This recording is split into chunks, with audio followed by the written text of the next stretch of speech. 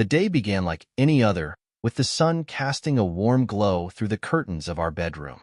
I awoke early, as was my routine, and quietly slipped out of bed so as not to disturb my wife, Olivia. She lay there, her face serene in sleep, her chest rising and falling with the rhythm of deep breaths. For a moment, I watched her, marveling at the calmness that seemed to envelop her in those early hours. Our marriage had its ups and downs, moments of joy interspersed with arguments and long stretches of silence, but I never imagined that this particular day would be the turning point of my life.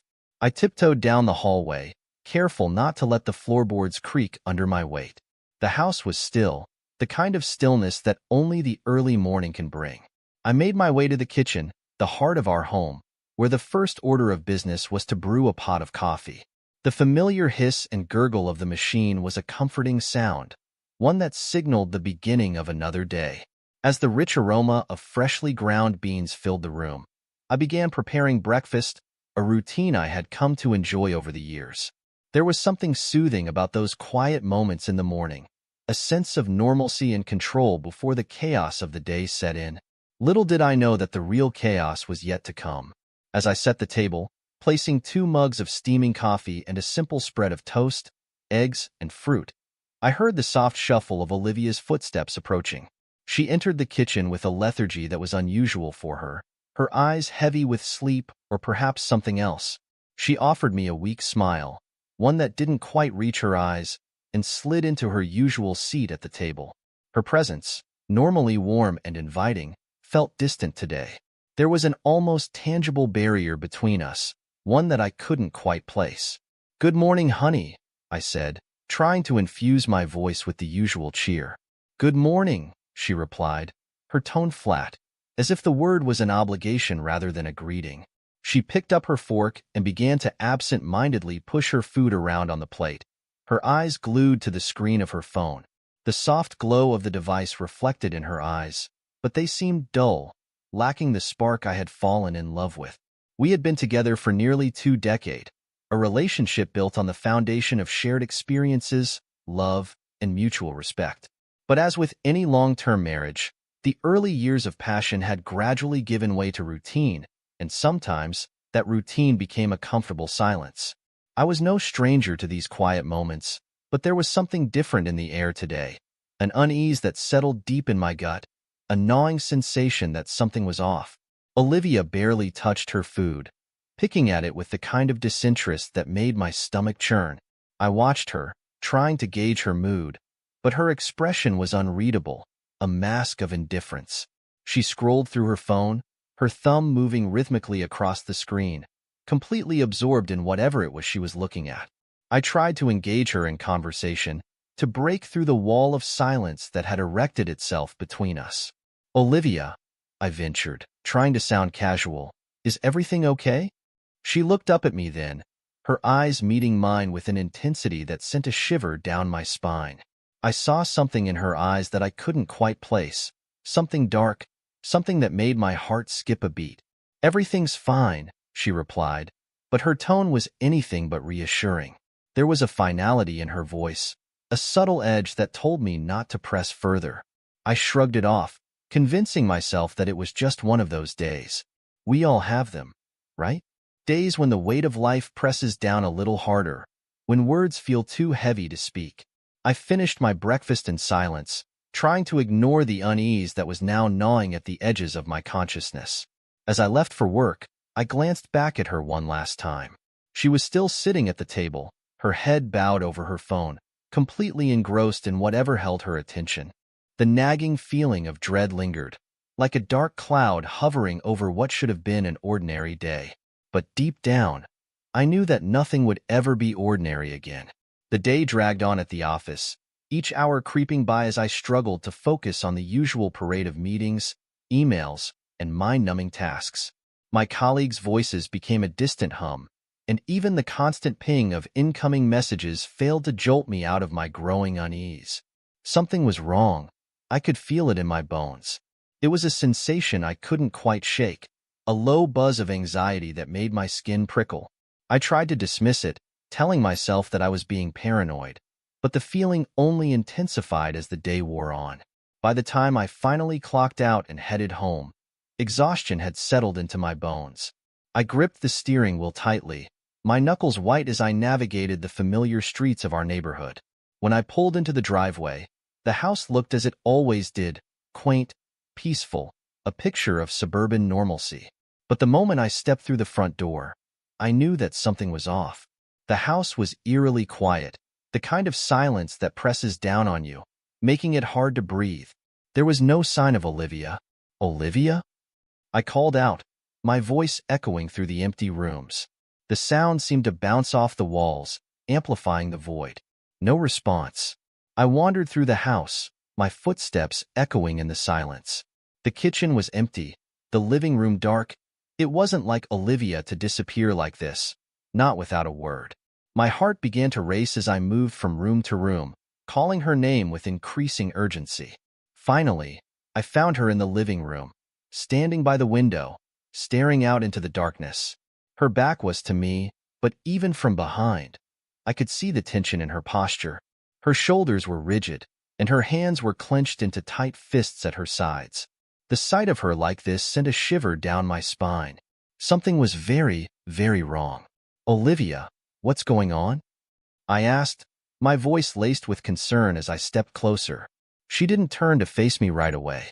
For a long moment, she just stood there, her gaze fixed on something I couldn't see.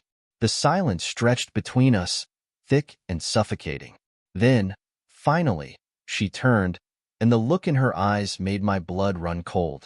It wasn't the Olivia I knew, the warm, loving woman I had spent years with. This was someone else, someone distant, almost unrecognizable. "We need to talk," she said, her voice cold and detached, like she was discussing the weather rather than the fate of our marriage. My heart pounded in my chest, each beat echoing in my ears like a drum. I moved closer, my stomach churning with dread. "What is it? What's wrong?" She took a deep breath, her expression hardening as if she were steeling herself for what she was about to say. When she spoke, her voice was flat, devoid of any emotion, as if she had rehearsed these words 1,000 times in her head. "I've been seeing someone else." The words hit me like a sledgehammer, knocking the breath out of me.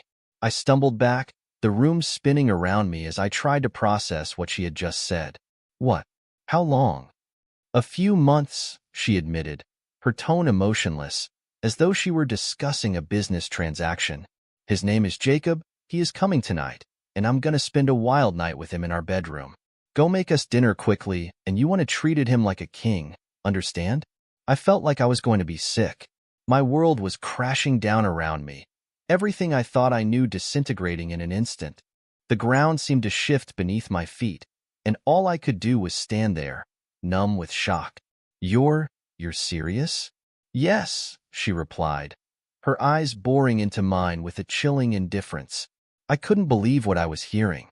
The woman standing in front of me wasn't the Olivia I had married. This was someone else, someone cruel and unfeeling. Anger surged through me, hot and wild, drowning out the despair that had been threatening to swallow me whole. "If he comes within a meter of this house, I'll break his jaw, and you'll be paying for it forever."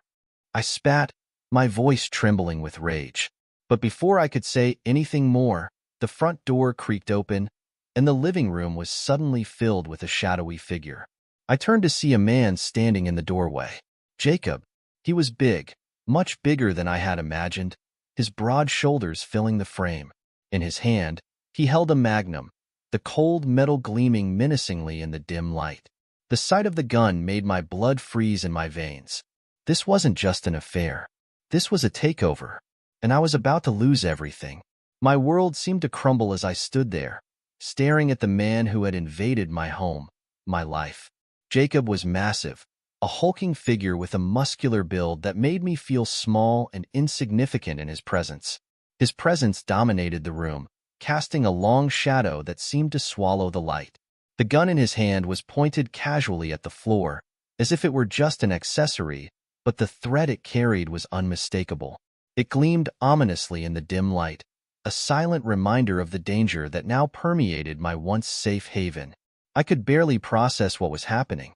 This was my home, my sanctuary, And yet I was powerless to stop this intruder from taking over everything I held dear. My eyes flickered to Olivia, hoping to find some trace of the woman I loved, but what I saw sent a chill through my heart. She moved toward him, her demeanor shifting into something I had never seen before, something submissive, almost adoring. It was as if she had become a different person, someone who reveled in this twisted dynamic. She reached up and kissed him, her lips meeting his with a familiarity that made my stomach turn. My heart shattered into 1,000 pieces, the betrayal so deep it felt like a physical wound. "Did you tell him, babe?" Jacob's voice was deep, almost a growl, as he wrapped a possessive arm around Olivia's waist, pulling her closer to him. She nodded, a cruel smile playing on her lips as she looked at me with a mixture of pity and contempt. "I did. He's going to make us dinner and serve us like a little host." Her words sliced through me like a knife. This wasn't just infidelity. This was a complete and utter betrayal of everything we had built together. I wanted to fight back, to throw them both out of my house, to reclaim the life that was slipping through my fingers.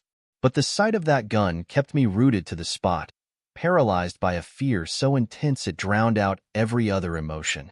The anger boiled inside me, but it was mixed with a deep sense of betrayal and fear that left me feeling hollow. "That looser? All right, go on then," Jacob said, gesturing toward the kitchen with the barrel of the gun, his tone casual, almost bored. "Get to work." My hands trembled as I walked past them, each step feeling like I was sinking deeper into quicksand.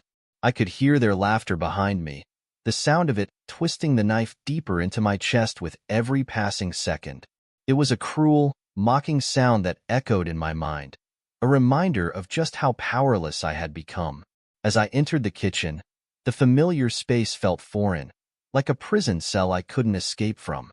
The countertops, the appliances, the table where we had shared countless meals, it all seemed tainted now, poisoned by the nightmare I was living.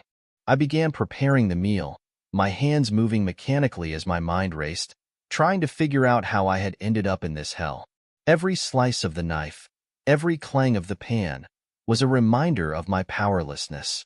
My own home had become a prison, and I was nothing more than a slave to the twisted desires of the woman I once loved. The smell of food cooking felt nauseating, knowing that I was preparing a meal for the man who had stolen everything from me. As I worked, I could hear them talking, laughing in the other room, their voices low and intimate. The murmur of their conversation was punctuated by occasional bursts of laughter, a sound that sent waves of nausea through me. I forced myself to focus on the task at hand, each motion of my hands becoming a small act of survival. I had to get through this night, to endure somehow, even as my world crumbled around me. When dinner was finally ready, I carried the plates to the dining room, my heart pounding in my chest with every step.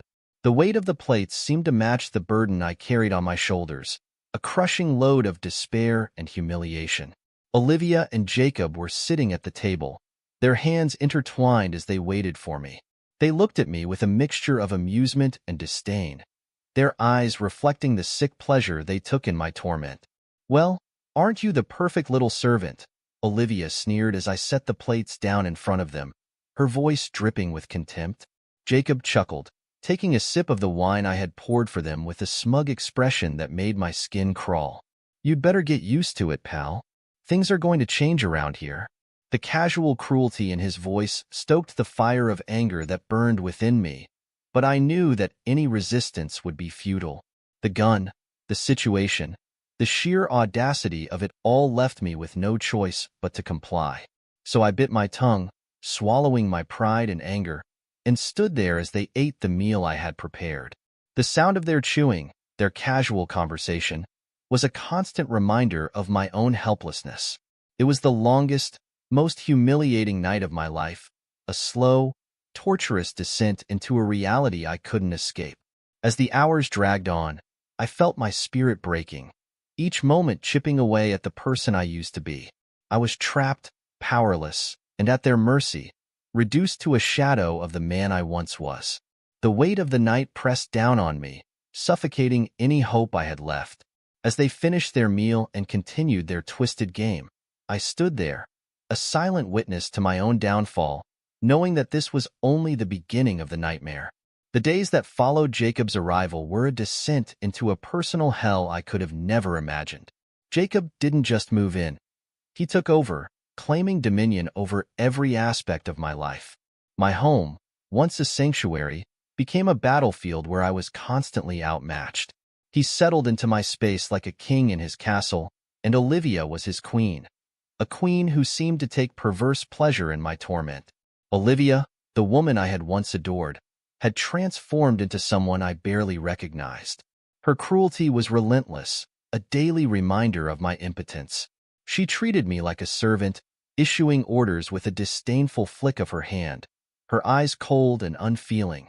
I was no longer her husband. I was a ghost, a mere afterthought in the house I had once ruled. Each day was a repeat of the last. I would rise early, prepare their meals, clean the house, and cater to their every whim. They flaunted their relationship openly, sharing whispered conversations, stolen glances, and intimate touches in my presence. Each display was a dagger to my heart, but I had no choice but to endure. The humiliation was suffocating, a weight that bore down on me with every passing moment. But as the days stretched into weeks, something began to change inside me.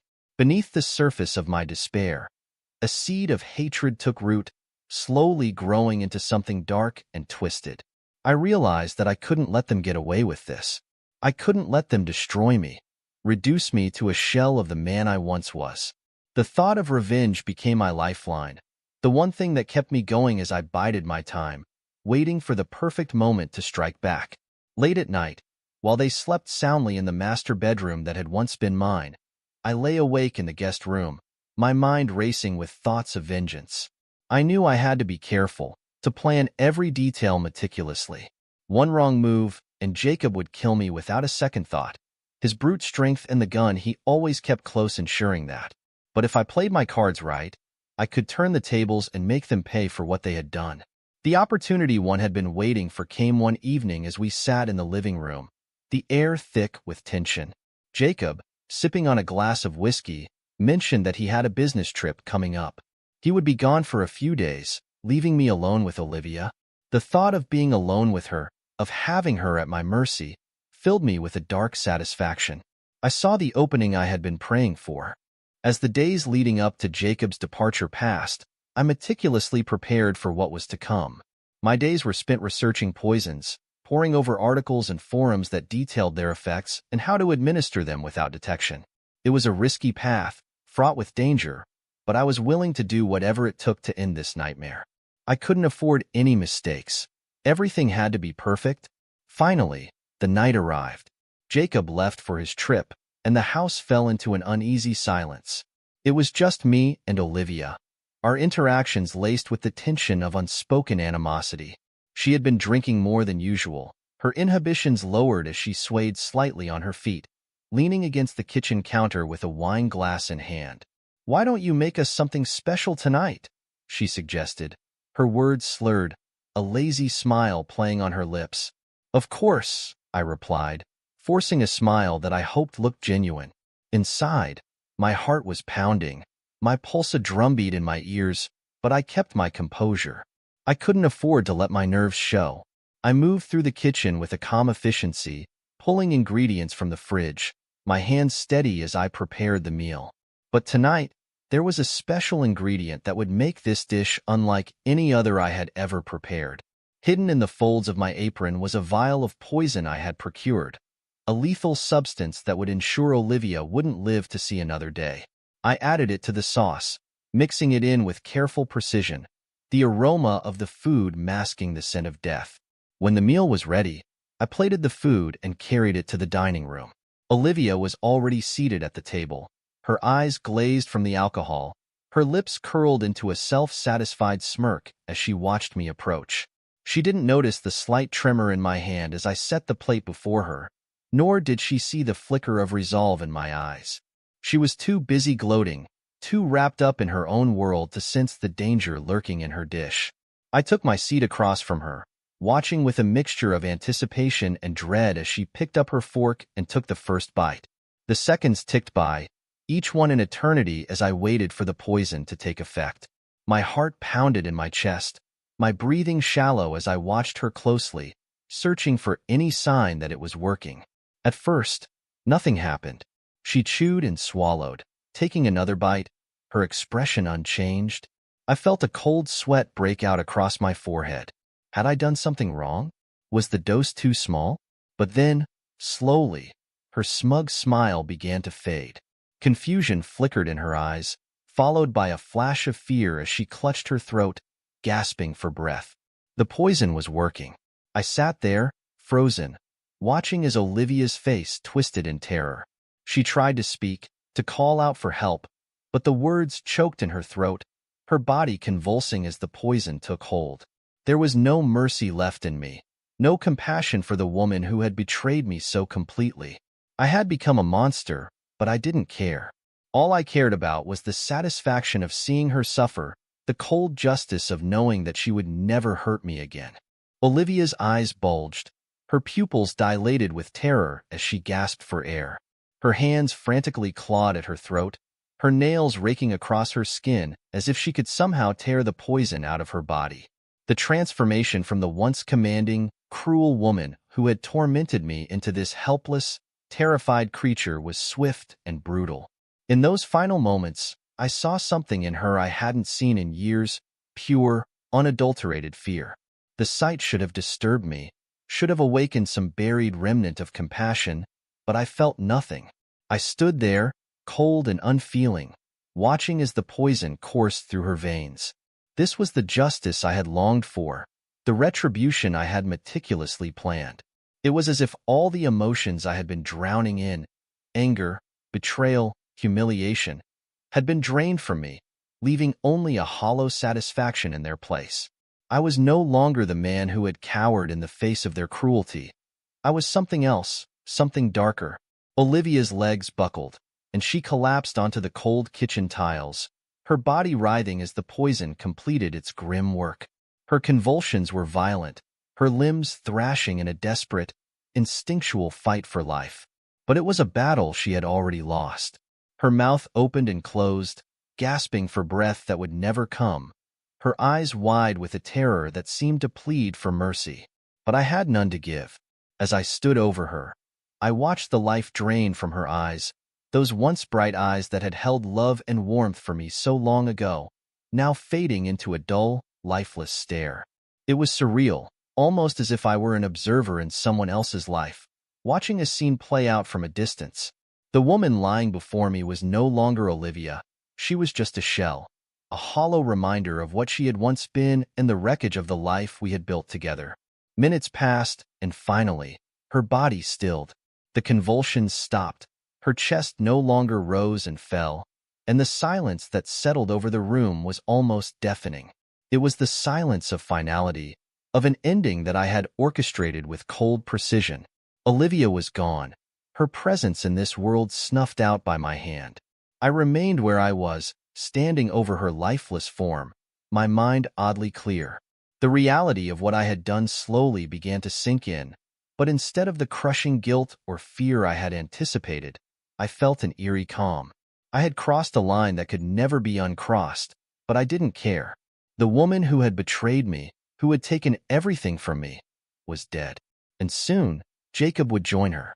Without a word, I turned away from Olivia's body and walked out of the kitchen, leaving her there on the cold, unforgiving tiles. There was nothing more to be done for her, no final words, no last rites. She had made her choices, and now she had paid the ultimate price. In the living room, I poured myself a drink, the glass trembling slightly in my hand. The whiskey burned as it went down, the warmth of the alcohol spreading through my chest and steadying my nerves. I needed to think clearly, to prepare for the next phase of my plan. Jacob would return soon, and when he did, I would be ready. I sank into the armchair, the familiar leather creaking under my weight as I stared into the amber liquid in my glass. The house was quiet, eerily so, the kind of quiet that only comes after something irrevocable has happened. It was a silence that marked the end of one chapter and the beginning of another, a silence that allowed me to finally take stock of everything that had led me to this point. My thoughts drifted back to the man I had been before all of this began. The man who had loved Olivia, who had believed in their future together, who had never imagined that his life could unravel in such a devastating way. That man was gone now, replaced by someone colder, harder, someone who had done what needed to be done. I knew that what I had done would have consequences. There was no escaping that. But in this moment, with Olivia's body cooling in the next room and the taste of victory lingering on my tongue, I felt a sense of grim satisfaction. The first part of my plan was complete. Olivia was dead, and soon, Jacob would follow. I took another sip of whiskey, the alcohol numbing the edges of my thoughts. There was still work to be done, still a final act to play out before this nightmare could truly end. But for now, I allowed myself a moment of peace, a moment to breathe, to savor the victory I had so carefully crafted. The quiet stretched on, the ticking of the clock the only sound in the room. It was a sound that marked the passage of time, the countdown to Jacob's return, and when he did come back, I would be ready. I would be waiting. The final breath had been taken, but the final act was yet to come. The days following Olivia's death were a tense and calculated exercise in deception. I knew I had to act quickly, but with a level of precision that left no room for error. The first task was to dispose of her body, a grim necessity that required every ounce of cunning I possessed. I wrapped her in heavy plastic, the type contractors used to cover furniture, and dragged her lifeless form to the garage. The night was eerily quiet, as if the world itself was holding its breath. I knew of a secluded spot miles away, a place where the earth was soft and the forest thick enough to mask any signs of disturbance. I drove there under the cover of darkness, the weight of what I was doing pressing down on me like a physical force. Digging the grave was laborious, each shovelful of dirt a reminder of the finality of my actions. By the time I was done, the first light of dawn was beginning to seep through the trees.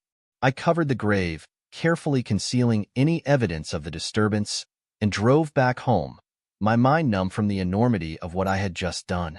Back at the house, I meticulously cleaned every trace of Olivia's presence. Her clothes, her personal items, all of it was packed away, as if she had simply decided to leave one day and never come back. I wiped down every surface, scrubbed every corner, making sure there was no trace of her or the crime that had taken place. It was as though she had been erased from existence, a ghost that had never been. When Jacob returned, he seemed oblivious to the tension that hung in the air like a dark cloud. He walked into the house with his usual overbearing swagger, his presence filling the space as though he owned it. I greeted him with the same forced politeness that had become second nature to me over the past few weeks, the mask of subservience firmly in place. "Where's Olivia?" he asked casually, tossing his bags onto the floor with a thud. "She said she needed some time away." I lied smoothly, my voice betraying no hint of the truth. "Something about visiting a friend out of state." Jacob's eyes narrowed, a flicker of suspicion crossing his face. His gaze lingered on me for a moment, searching for something, but then he shrugged it off. "She'll be back," he muttered, more to himself than to me, as he walked into the living room. "Yes," I replied, the word heavy with hidden meaning. "But you won't," I thought to myself, a cold resolve settling into my bones. For the next few days, I played the role of the obedient servant to perfection. I kept my head down, catering to Jacob's every demand, all while waiting for the right moment to strike. I knew he would be on high alert after Olivia's sudden disappearance, so I had to be patient. I had to make him feel secure, to lull him into a false sense of control. Every order he barked, every cruel comment he made, was a test of my endurance. The rage inside me simmered, threatening to boil over, but I kept it tightly in check. I reminded myself of the endgame, of the justice that was within my grasp. The opportunity finally presented itself one evening after dinner. Jacob sat in the living room, a glass of whiskey in hand, his attention fixed on the TV. I stood in the doorway, my eyes locked on the back of his head, knowing that the moment had come. "Jacob," I called out, my voice steady despite the adrenaline coursing through my veins. He turned, irritation flickering across his face at the interruption. "What?" "I wanted to thank you," I said, stepping into the room with measured calm. For everything. For showing me who I really am. His brow furrowed in confusion, his eyes narrowing as he tried to make sense of my words. What the hell are you talking about? I moved closer, my hand sliding into my pocket where the small vial of poison was hidden. My fingers wrapped around it, feeling the cool glass against my skin. You've taught me so much these past few weeks, I continued, my voice taking on a darker tone. About power, about control. And now, it's time for me to take it back. Before he could react, I lunged forward, emptying the contents of the vial into his drink. The liquid swirled briefly, then settled, its deadly cargo undetectable. Jacob stared at me, his eyes wide with shock and fury. He opened his mouth to curse me, to threaten, but it was too late. He had already taken a sip. "You son of a bitch," he began, but the words choked in his throat as the poison began its work. His body tensed, muscles seizing as he struggled to stand. The glass slipped from his hand, shattering on the floor as he fell to his knees. The look of terror that had twisted Olivia's features now crossed his face, a grotesque mirror of her final moments.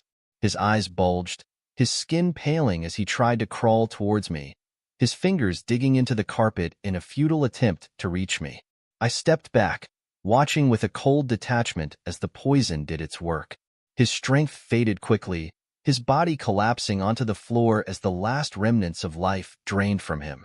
In his final moments, he looked up at me, his eyes filled with a mixture of hatred and disbelief. "You bastard," he rasped, his voice barely a whisper. And then, he was gone. The house fell silent once more, the only sound the ticking of the clock on the wall, marking the end of the dangerous game we had been playing. The realization that both Olivia and Jacob were dead hit me like a slow, creeping wave. There was no more fear, no more anger, just the cold, hard truth of what had to be done next. I stood over Jacob's lifeless body, the weight of my actions pressing down on me. The silence in the house was unnerving, as if the walls themselves were holding their breath, waiting to see what I would do. I knew I had to act quickly. The clock was ticking, and every second that passed was a second closer to being discovered. There was no room for mistakes, no margin for error. I had to erase every trace of them, just as I had with Olivia. The first step was the body. Jacob was heavy, his bulk making the task even more gruesome, but I had already steeled myself for this. I dragged him to the garage, the same way I had done with Olivia, feeling the strain in my muscles as I heaved his dead weight across the floor. The concrete scraped against his clothes, the sound harsh in the stillness of the night. Once in the garage, I wrapped his body in the thick plastic sheeting I had bought for this exact purpose. The material crackled under my fingers as I secured it tightly, ensuring there would be no leaks, no trace of what lay within. I knew I had to be methodical, to treat this as a job that needed doing, nothing more. There was no time for second thoughts. I loaded the wrapped body into the trunk of my car, my movements mechanical, almost detached. The night was dark, the stars obscured by clouds, as if the universe itself was turning away from the horror I was about to commit. I drove to the same secluded spot where I had buried Olivia, my hands gripping the steering wheel so tightly that my knuckles turned white. The road was empty, the world asleep, unaware of the dark deeds being carried out in its midst. When I arrived, I wasted no time. I had brought a shovel with me, and I began to dig, the earth cold and unyielding under my hands. The physical exertion was a strange comfort, a way to focus on something other than the reality of what I was doing.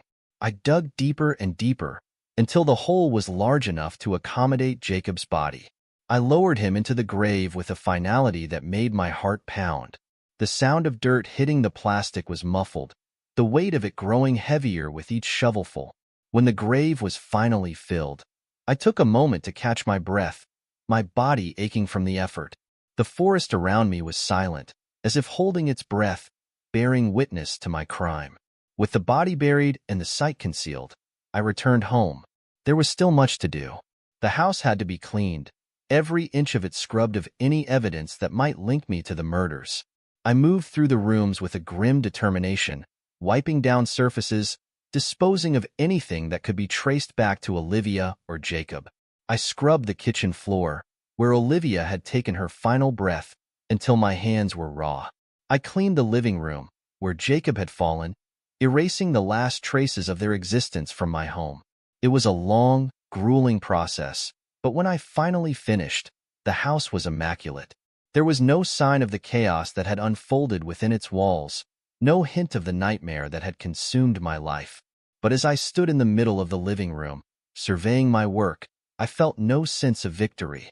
Instead, a deep emptiness settled over me. The house no longer felt like home. It was just a building now, filled with memories I wanted to forget. The walls, once comforting, now felt oppressive, closing in on me with the weight of everything that had happened. The silence that had once been a refuge now felt suffocating, a constant reminder of what I had done. I knew then that I couldn't stay. This place, with its memories of pain and betrayal, could never be a part of my future. I had to leave, to start over somewhere far away from the ghosts of my past. I packed a bag with the essentials, a few changes of clothes, some money, a few personal items, and walked out the door without looking back. As I drove away, the sun was setting, casting a warm, golden glow over the landscape. The road stretched out before me, leading into the unknown. The future was uncertain, but for the first time in what felt like an eternity, I was free. Free from the pain, the humiliation, the fear that had haunted me for so long. And as I drove into the night, I felt a strange sense of closure. I had taken back control of my life in the only way I knew how, and now I was ready to leave it all behind and begin again.